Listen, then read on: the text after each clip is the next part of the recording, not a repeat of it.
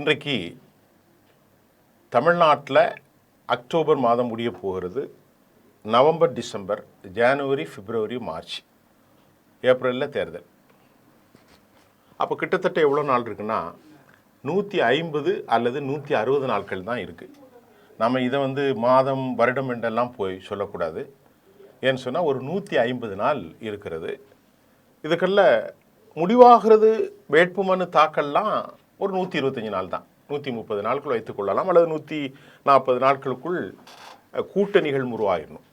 இப்போ வெளிப்படையாக தெரிகிறது திமுகவில் தெளிவாக காங்கிரஸ், தொல் திருமாவளவன், இடதுசாரிகள் மற்றும் முஸ்லீம் அமைப்புகள் இதெல்லாம் ஒரு பக்கம் ஸ்ட்ராங் பாண்டாக அவங்க இருக்கிறாங்க. ரைட். இன்னொரு பக்கம் பிஜேபியும் எடப்பாடி பழனிசாமியும் ஒரு கூட்டணியிலே அவர்கள் பயணிக்கிறார்கள். நடிகர் விஜய் அவர் என்ன செய்கிறார், யாது செய்கிறார் யாருக்கும் தெரியாது. ஒரு 41 பேரை பலி கொடுத்த பின்பு அவர்களுக்குள் அவருடைய செயல்பாடோ கட்சி தலைவர்கள் என்ன செய்கிறாங்கன்னு யாருக்குமே தெரியாமல் போச்சு. இது ஒரு பக்கம். இவரெல்லாம் கணக்கில் எடுக்க முடியாது.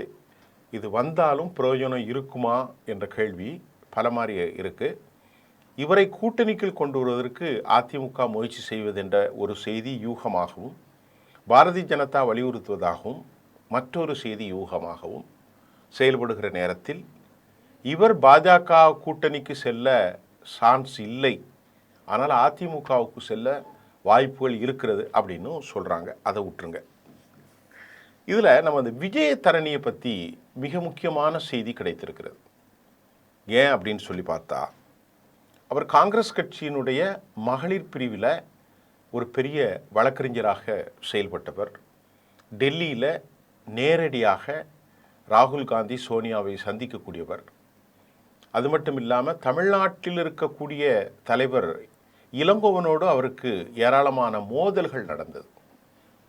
தேசி விநாயகம் பிள்ளையினுடைய உறவினர், பேத்தி முறை, நாகர்கோயில் சார்ந்த ஒரு 55 வயது பெண்மணி. அவங்க இப்போது பாரதிய ஜனதாவில் திடீர்னு பெண்களுக்கான எந்த ஒரு அடிப்படை இதுவும் காங்கிரஸ் கொடுக்க மறுக்கிறதுன்னு ஒரு வெற்று காரணங்களை சொல்லிட்டு அவங்க போய் பாஜகவில் சேர்ந்து 2-3 வருஷம் ஆயிட்டு. அவங்களுக்கு எந்த போஸ்ட்டும் இதுவரைக்கும் அந்த அம்மாவுக்கு கொடுக்கப்படவில்லை. இப்போ அவர் தமிழ்நாட்டில் அவர் இடம் கிடைக்கவில்லை என்றதும் சீனியர் அடிப்படையில் ஒரு பெண் பிரதிநிதி என்பதாலும் தான் காங்கிரஸ் சட்டமன்ற குழு தலைவர் பதவியாவது கிடைக்கும் என எதிர்பார்த்து அவருக்கு காங்கிரஸ் குமரி மாவட்டத்தில் நிற்க வைத்து சட்டமன்றத்தில் அவர் எம்எல்ஏவாகவும் துறந்தார். காங்கிரசினுடைய சட்டமன்ற குழு தலைவர் பதவியில் அவர் இருந்தார். இப்போ அதுவும் ஆகாது என்று தெரிந்ததும் நான் சொன்ன மாதிரி தான் காங்கிரஸ் பெண்களை அங்கீகரிப்பதில்லை என்ற புகாரை கொடுத்துவிட்டு 24 டெல்லியில் பிஜேபி தலைவர்களை எல்லாம் சந்தித்து 1.5 வருஷம் இருக்குன்னு நினைக்கிற மேலே இருக்கும். பாஜக தலைவர்களை சந்தித்து காங்கிரஸ் பாரம்பரியத்தில் வளர்ந்த தன்னை அவர் சமரசம் தெரிவித்து கொண்டு பாஜகவில் இணைந்து போயிட்டார். உடனே பதவி கிடைக்குமே, தமிழ்நாட்டுடைய தலைவர் பதவி இருக்கும், குமரி மாவட்டத்தில் எம்பி கிடைக்கும் என்றெல்லாம் பக்கம் பக்கமாக எழுதப்பட்டது. மத்திய ஏதாவது போஸ்ட் கொடுப்பாங்க, ஒன்றும் கொடுக்கல. விஜயதரணி பாஜகவில் இணைந்ததுமே அவருக்கு எல்லா பதவியும் கிடைக்கும், வாய்ப்பளிக்கலாம் சொன்னபோது எதுவுமே நடக்கலை. அது மட்டும் இல்லாமல் கட்சியிலையும் தனக்கு முக்கிய பதவி கிடைக்குன்னு பார்த்தாங்க.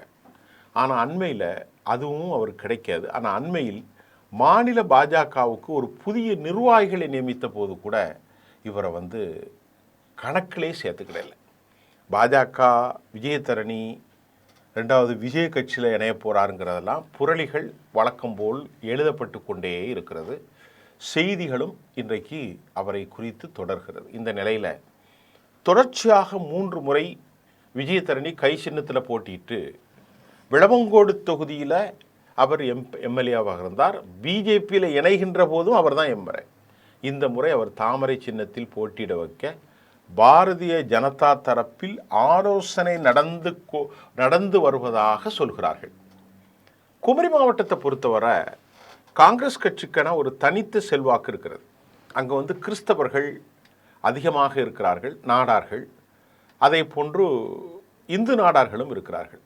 இப்போ அதில் பாஜக இந்த மாநிலத்தில் இப்போது மாவட்டத்தில் இப்போது வளர்ந்து கொண்டிருக்கிற நிலையில் கிறிஸ்தவர்களுக்கும் ஹிந்து நாடார்களுக்கும் இடையே மத ரீதியாக பிளவுபடுகிறது. இந்த நிலையில் குமரி மாவட்டத்தில் இருக்கக்கூடிய 6 தொகுதிகளில் குளச்சல், கிள்ளியூர், விளவங்கோடு ஆகிய 3 தொகுதிகள் இப்போது கைவசம் இருக்கிறது.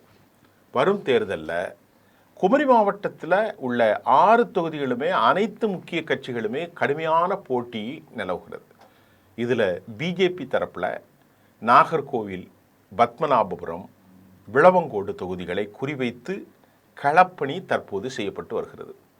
இதில் விளவங்கோடு தொகுதியில் விஜயதரணியை இம்முறை களமிறக்குவதற்கு காய் நகர்த்துகிறது பிஜேபி என்ற செய்தி இப்பொழுது வந்திருக்கிறது. இப்போ நாம் இது குறித்து நேரடியாக விஜயதரணியிட்டமே பேசின தகவல் செய்தி ஊடகங்களில் வந்திருக்கு.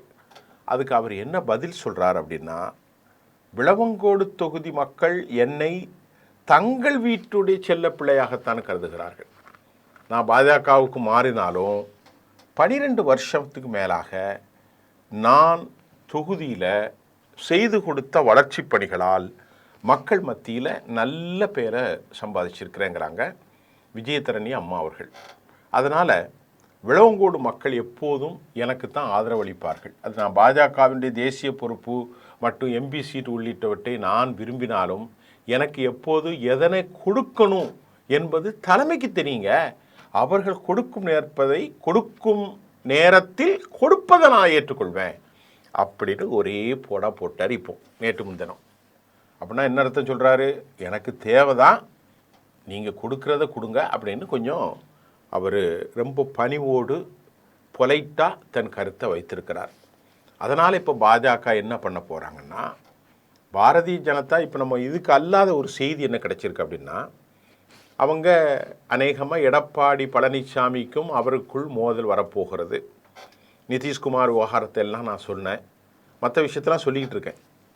இப்போ 2024 நடந்த சட்டப்பேரவை இடைத்தேர்தலில் விளவங்கோடு தொகுதியில் விஜயதரணி சொல்கிறாங்க, என்ன தான் போட்டியிடும்படி பாஜக தலைமை அறிவுறுத்தியது. விஜயதரணியே சொல்கிறாங்க, அப்போது நான் காங்கிரஸை விட்டு வந்திருந்ததால் உடனே இன்னொரு கட்சி சின்னத்தில் போட்டியிட வேண்டாமே என்பதற்கு நான் மறுத்துட்டேன் அப்படின்னு அவங்க சொல்கிறாங்க. அப்போ அவங்க வரும்போதே அவங்களுக்கு ஒரு ஆஃபர் கொடுத்துருக்காங்க. வந்த உடனே விஜயதரணிக்கு பிஜேபி ஒரு ஆஃபர் கொடுத்துருக்காங்க. அதை தான் விஜயதரணி சொல்கிறாங்க, நான் வந்த உடனே என்னை போட்டியிட சொன்னாங்க, நாம் ஏற்கனவே கை சின்னத்தில் போட்டிகிட்ருக்கோம், உடனடியாக வந்து தாமரை நின்றா சரி வராது, நான் தான் நிராகரிச்சிட்டேன்னு சொல்லியிருக்கேன். அப்போ ஆஃபர் கொடுக்கப்படாமல் இல்லை, கொடுக்கப்பட்டிருக்கிறது என்பதை விஜயதரனுடைய ஸ்டேட்மெண்ட்டே தெளிவுபடுத்திட்டு, அதனால் இந்த தேர்தலில் அப்படியான நிர்பந்தம் ஏற்படுமா எனக்கு தெரியல என்று நல்ல பிள்ளையாக பதில் சொல்கிறாங்க. அதே சமயம் என் மீது நம்பிக்கை வைத்து கட்சி தலைமை என்னை தேர்தலில் போட்டியிட சொன்னாலும் அல்லது ஒன்றுமே இல்லைப்பா களப்பணி செய்ய சொன்னாலும் அதற்கு கட்டுப்பட்டு செயல்பாடுகளை செய்வதற்கு நான் தயார் என்று அவர் சொல்கிறாங்க. விஜயதரனுடைய விருப்பம் குறித்து தொகுதியின் தற்போதைய எம்எல்ஏயான காங்கிரஸ் கட்சியினுடைய தாரகை கத்பார்ட்டியிடம் கேட்பதற்கு அவங்க சொல்கிறாங்க, இங்கே பாருங்கள், விளவங்கோடு தொகுதி எப்போதும் காங்கிரஸினுடைய கோட்டை. இது விஜயதரணி அல்ல, நரேந்திர மோடி வந்தாலும் இங்கே ஜெயிக்க முடியாது. இங்கு வேட்பாளர் யார் என்பது முக்கியமல்ல, அவர் எந்த கட்சிக்காக நிற்கிறார் என்பதுதான் முக்கியம். இங்கு நான் இல்லாவிட்டாலும் காங்கிரஸ் சார்பில் யார் போட்டியிட்டாலும் அபாரமாக வெற்றி பெறுவார்கள் என்றும் இப்போ தற்போதைய எம்எல்ஏ அவருடைய பெயர் கத்பார் அவர் வந்து தெளிவாக தெரிவித்திருக்கிறார். இப்போ நமக்கு என்ன தெரியுதுன்னா, இப்போ எந்த தொகுதிகள்னால் அடையாளம் காண ஆரம்பித்து பேச்சு நடக்கு. இந்த முறை பிஜேபி எதெல்லாம் கேட்குறாங்கன்னா, கோவையில் மிக முக்கியமான தொகுதிகள் அது முறை நடக்கிறது. கன்னியாகுமரி நான் சொன்ன மாதிரி விளவங்கோடு, கிள்ளியூர், பத்மநாபுரம், குமரி மாவட்டத்தில் அவங்க கேட்குறாங்க. திருநெல்வேலி கண்டிப்பாக. அதே போன்று எங்கெல்லாம் அறுவடை முருகன், திருச்செந்தூர், திருப்பரங்குன்றம், திருத்தணி, ராமேஸ்வரம், ஸ்ரீவில்லிபுத்தூர், அதே மாதிரி ஸ்ரீரங்கம், திருச்சி, மதுரை, நான் கோவை சொல்லிட்டேன், தென் சென்னையில் பிராமணர்கள் இருக்கிற இடம், கும்பகோணம், இப்படி திருவண்ணாமலை, எங்கெல்லாம் கோயில்கள் இருக்கிறதோ, மயிலாப்பூர், இந்த மாதிரி முக்கியமான இடங்களை எல்லாம் அவர்கள் கேட்கிறார்கள். ஏனென்று கேட்டால் சிதம்பரம், இதெல்லாம் நாங்கள் ஹோலி பிளேஸ், இது வந்து எங்களுக்கு தான் ஒரு தார்மீகமான உரிமையும் அடையாளமும் இருக்கிறது என இப்போ அவங்க எடப்பாடிகிட்ட கேட்டுக்கொண்டிருப்பதாகவே ஒரு 3 மாதத்திற்கு முன்பு செய்தி வந்தது. இப்போ விஜயதரணி விவகாரத்தில் விஜயதரணிக்கு வந்த உடனே ஒன்றும் கொடுக்கல அப்படின்னு நாம் நினைச்சோம். விஜயதரணி வந்த உடனே எங்களுக்கு கிள்ளியூரை தான் கொடுத்தாங்க, அதாவது விளவங்கோடை தான் கொடுத்தாங்க, நான் மறுத்துட்டேன்னு சொல்லியிருக்கிறாங்க. இந்த முறை அவர் நிறுத்தப்படலாம் என்பது அவரது ஸ்டேட்மெண்ட்லே தெரியுது. ஆனாலும் அவர் ஒரு வேட்பாளராக வெற்றி பெற்றால் எம்எல்ஏவாக இருப்பார், இல்லைன்னா அவர் மீண்டும் பதவி கொடுக்கப்படுமா? ஒட்டுமொத்தத்தில் அவர் அங்கே ஒரு ஆழமான கால் பதிப்பில் இல்லையோ என்று எண்ண தோன்றுகிறது. ஏன்னா பதவி எதுவும் இல்லை. தமிழிசை அவர்கள் பெரிய அளவில் கொண்டு வரப்பட்டார்கள், மாநில தலைவராகவும் இருந்தார்கள், 2 மாநில கவர்னராகவும் ஆகிவிட்டார்கள். அண்ணாமலை வந்த உடனே அவர் மாநில தலைவராகவே மாறிப்போனார். வானதி சொல்ல வேண்டியதில்லை, எம்எல்ஏவாகவும் இருந்தார், அவர் மகிழா மோர்ச்சாவினுடைய தேசிய தலைவராகவே மாறியிருக்கிறார். அதே மாதிரி நிர்மலா சீதாராமன் மதுரையை சார்ந்தவர், அவர் மத்திய மந்திரியாகவே கோலாட்சி கொண்டிருக்கிறார். ஜெய்சங்கர் போன்றவர்களும் அப்படியே கோலாட்சி கொண்டிருக்கிறார்கள். பொன் ராதாகிருஷ்ணன் ஏற்கனவே மத்திய அமைச்சராக தொடர்கிறார். திருநாவுக்கரசர் காங்கிரஸில் சென்று மத்திய அமைச்சராகவே தொடர்ந்தார். அதே மாதிரி தாராபுரம் பகுதி கோவையை சார்ந்த எல் முருகனும் தொடர்கிறார். இன்னும் பலருக்கு, கருணாகராஜன் போன்ற இடமாறி வந்தவர்களுக்கெல்லாம் பல பதவிகளை கொடுத்து அலங்கரிக்கிறார்கள். ஆனால் இன்றைக்கும் இவர் தாமதிக்கும் வெயிட்டிங் லிஸ்டிலே தொடரப்படுகிறார். இந்த முறை அவர் குமரியிலே நிற்கப்படலாம். வெற்றி பெற்றால் அவருக்கு அரசியலில் வாழ்க்கை உண்டு, தோல்வி அடைந்தால் அது சூட்சகமாக மாறிவிடும் என்று சில அரசியல் ஆய்வாளர்கள் சொல்கிற கருத்தையும் நாம் இங்கு சொல்ல வேண்டியிருக்கு. நன்றி.